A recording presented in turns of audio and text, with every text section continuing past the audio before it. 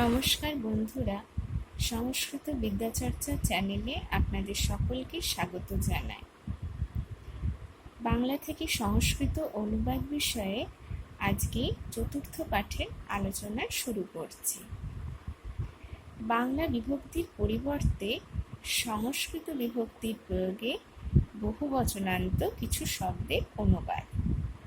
এর আগে আমি আমার অন্যান্য ভিডিওতে দ্বিতীয় এবং তৃতীয় পাঠের আলোচনায় একবচনান্ত এবং দ্বিবচনান্ত কিছু শব্দের সংস্কৃত বিভক্তির প্রয়োগে অনুবাদ করে দেখিয়েছি। আজ বহুবচনান্ত কিছু শব্দের অনুবাদ করব। তাহলে আজকের আলোচনা শুরু করা যাক। প্রথমেই বলি বালকগুলি। নরশব্দের মতো বালকগুলি বহুবচনের রূপ করলে হবে বালকাহা, যেমন নরাহা। এক্ষেত্রে আপনারা নরশব্দের রূপটা দেখে নেবেন, তাহলে অনুবাদ অত্যন্ত সহজ হবে।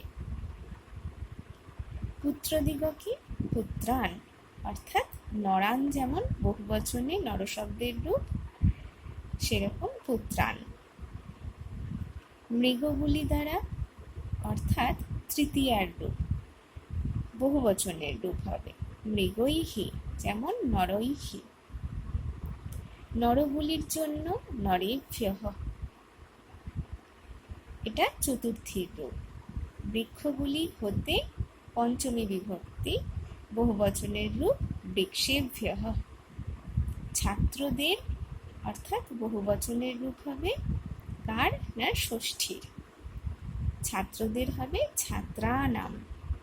বইগুলিতে, অর্থাৎ বহুবচনের রূপ সপ্তমীর, মানে সপ্তমীর বহুবচনে হচ্ছে পুস্তকেষু, যেমন নরেষু।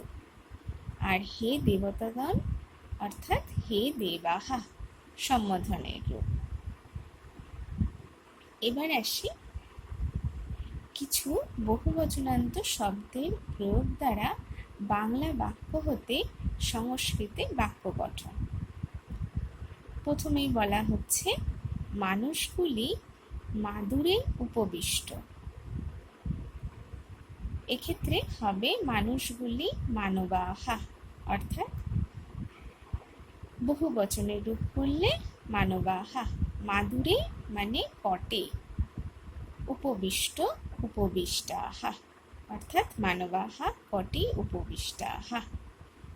বালকগুলির দ্বারা মানুষের উপকার, অর্থাৎ বালকগুলি, অর্থাৎ বহুবচনের রূপ দ্বারা, তৃতীয়ার রূপ হবে, তাই বালকৈহি। মানুষের, অর্থাৎ বহু, মানুষের বলতে মানবস্য, উপকার উপকারাহা। এক্ষেত্রে তাহলে বালকগুলির দ্বারা মানুষের উপকার, এক্ষেত্রে হলো বালকৈহি মানবস্য উপকারাহা। তারপর বলা হচ্ছে পুত্রগুলির জন্য পিতার শ্রম। পুত্রগুলি বলতে বহু পুত্রের কথা বলা হচ্ছে, তাহলে হবে পুত্রেভ্যঃ, বহুবচনের রূপ। পিতার মানে জনকস্য, শ্রম শ্রমঃ। বৃক্ষগুলি হতে ফলগুলির পতন। বৃক্ষগুলি বহুবচনের রূপ করলে হবে, যেহেতু হতে রয়েছে সেহেতু পঞ্চমী বিভক্তির বহুবচনের রূপ হবে বৃক্ষেভ্যঃ। ফলগুলির মানে ফলানাম, ষষ্ঠীর বহুবচনের রূপ হবে পতন পতনম। আচ্ছা, এরপরে বলা হচ্ছে আশ্রমে ছাত্রদের বেদাভ্যাস। আশ্রমে, আশ্রমেই থাকবে, অর্থাৎ এটি স্থানে বোঝানো হচ্ছে সপ্তমীর রূপে আশ্রমে হবে। ছাত্রদের মানে বহু ছাত্রের, অর্থাৎ ছাত্রানাম। বেদাভ্যাস, অর্থাৎ বেদাভ্যাসঃ। এখানে ছাত্রানাম যেমন নরানামের ক্ষেত্রে ময় হসন্ত থাকে, এখানে কিন্তু ময় হসন্ত হবে না, যেহেতু বেদাভ্যাসের ব প্রথমে আছে, তাই এখানে অনুস্বার হবে। যদি এখানে কোনো স্বরবর্ণ প্রথমে থাকতো তাহলে এখানে ছাত্রা নামে ময় হসন্ত হতো। এ প্রসঙ্গে আমি পরে অন্যান্য আলোচনায় আলাদাভাবে পড়ব। তাহলে এখানে ছাত্রা নাম অনুস্বার হলো, ময় হসন্ত হলো না। যদি পরে স্বরবর্ণ থাকতো তাহলেই ময় হসন্ত হতো। আচ্ছা, তারপরে বলা হচ্ছে বৃক্ষগুলিতে পাখিদের বাস।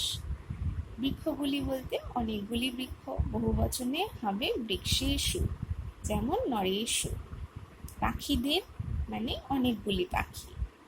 বিহঙ্গ মানাং অর্থাৎ বিহঙ্গমানাং পাখিদের। বাস বাসহ, বৃক্ষেষু বিহঙ্গমানাং বাসহ। তারপর বলা হচ্ছে হে দেবগণ আমাকে রক্ষা করো। হে দেবাহা মাং রক্ষ, আমাকে বলতে মাং বলা বোঝানো হয়েছে। এক্ষেত্রে অস্মৎ শব্দে, অস্মৎ অর্থাৎ আমি, এই শব্দরূপের রূপ আমাকে মাং হয়েছে। হে দেবগণ হে দেবাহা সম্বোধনে বহুবচনের রূপ, আর মাং রক্ষ অর্থাৎ রক্ষা করো, আমাকে রক্ষা করো।